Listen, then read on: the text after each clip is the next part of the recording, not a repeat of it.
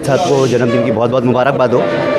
Sir जी, आप एक IPS officer होने के बावजूद भी एक फाउंडेशन चलाने का जज्बा रखते हैं, इस बारे में आप क्या कहना चाहिए? मुझे लगता है कि समाज से हमने इतना कुछ लिया हुआ है जिसकी वजह से हम लोग कामयाबी के अलग अलग मंजिलों तक पहुँचे हैं। तो हमेशा जो सवाल मेरे सामने रहता है वो ये है कि हमने वापस क्या किया है। मुझे लगता है कि सिर्फ लेना ये तो पैरासाइट होना इसके बराबर है। वापस करना बहुत ज़रूरी है ताकि अपने जैसे 10, 20, 50 लोगों को हम अपने लाइफ टाइम में ज़रूर तैयार कर सकें।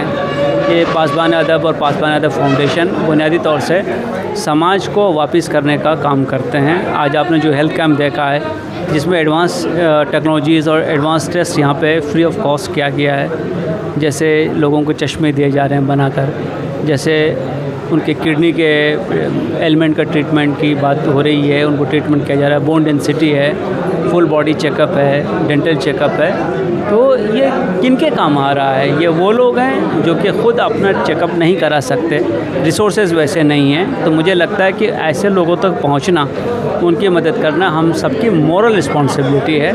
और पासबान अदब ने अपना फाउंडेशन डे, उसमें कोई बड़ा प्रोग्राम करके पैसे इधर उधर खर्च करने के बजाय कोशिश ये की है कि जो भी थोड़े बहुत पैसे फाउंडेशन के पास हैं या पासबान अदब के पास हैं वो लोगों की खिदमत में लगें ताकि हमें दुआएं मिल सकें और हमारा जज्बा और मुस्तहकम और मजबूत हो सके। सर, पासबान अदब पूरे महाराष्ट्र में कहाँ काम कर रही है और इसका काम करने का जो एम है किस किस चीज़ पे काम करती है? पासबान अदब और पासबान अदब फाउंडेशन बुनियादी तौर से हेल्थ, एजुकेशन, इन्वायरमेंट इन चीज़ों पे काम करती है। ड्रग डी एडिक्शन पे भी थोड़ा काम करती है।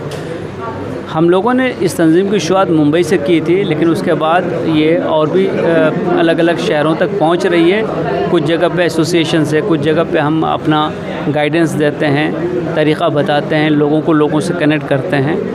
इसके अलावा इसका जो पुराना काम था कि आर्ट, कल्चर, लिटरेचर का प्रोटेक्शन करना और उससे यूथ को जोड़ना, वो काम तो हुनूस चल रहा है। उसके अलावा ये सारी ह्यूमैनिटेरियन एक्टिविटीज़ हम लोगों ने ली है और जहाँ जहाँ मुमकिन होता है महाराष्ट्र के बाहर हम काम करने की कोशिश करते हैं, क्योंकि ये बुनियादी तौर से वॉलंटियर बेस्ड ऑर्गेनाइजेशन है और वॉलंटियर अपना काम धंधा करते हैं। तो अपने समाज को सर्व करने के लिए वो कुछ वक्त निकालते हैं और उस वक्त में ये काम करते हैं। इसके अलावा जो हम लोगों ने चीज़ की है वो ये कि बड़े कॉरपोरेट्स को इन चीज़ों की तरफ जोड़ना, उससे कनेक्ट करना। जैसे आपने अल्केम लैब को देखा होगा कि उन्होंने दवाइयों के लिए यहाँ पे हमारी मदद की है।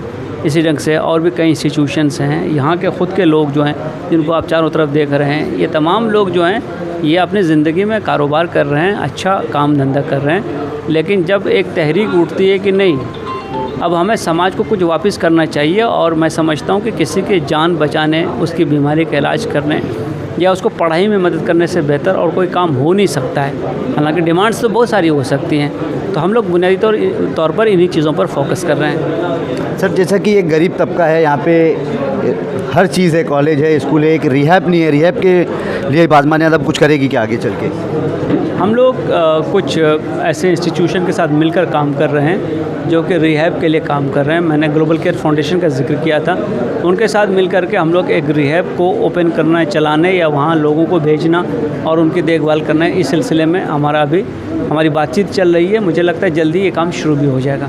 सर, हमारे न्यूज़ के माध्यम से आज आपका जन्मदिन है, तो यूथ आइकॉन को आप क्या मैसेज देना चाहेंगे? मैं समझता हूँ कि हर आदमी को जब भी उसका बर्थडे आता है तो एक मौका मिलता है कि वो अपने पिछली ज़िंदगी पे एक नज़र दौड़ाए और देखे कि उसने क्या किया है और उसमें क्या करेक्शन ज़रूरी है, क्या बेटरमेंट लाना ज़रूरी है। तो मैं तो कोशिश ये करता हूँ कि मैं इस ढंग से सोचूँ अपने बारे में, और जितनी आपकी उम्र बढ़ती जा रही है उतना आपके जाने का वक्त नज़दीक आ रहा है। तो जब आपकी आंख बंद होने लगे तो आपको अफसोस या रिग्रेट नहीं हो, आप कुछ ऐसा कर जाएं कि जिसको देखकर आपको जाते वक्त खुशी हो कि मुझे जो भी चांस मिला था, मेरे पास जो अपॉर्चुनिटी थी, मुझे जो कैपेबिलिटी थी, उस हिसाब से मैंने अपनी तरफ से कोशिश तो की है। इसीलिए ये हेल्थ कैंप है, या बच्चों को हम नोटबुक डिस्ट्रीब्यूट करते हैं, स्कूल बैग डिस्ट्रीब्यूट करते हैं, या हम प्लांटेशंस करते हैं, या हम डी एडिक्शन के लिए कोशिश कर रहे हैं, या और चीज़ों पे कोशिश कर रहे हैं, करियर काउंसलिंग में है, गाइडेंस में है। तो उसकी बुनियाद इसी बात पे है कि आप अपनी ज़िंदगी को एक सही ढंग से लगाएं। अपने लिए तो सभी लोग जीते हैं, थोड़ा समाज के लिए भी जीना ज़रूरी है। ये थे IPS कैसर खालिद जी, जिनका कहना है कि सिर्फ अपने लिए नहीं समाज के लिए भी जीना चाहिए। मैं Harry Shaikh, news press, Mumbai.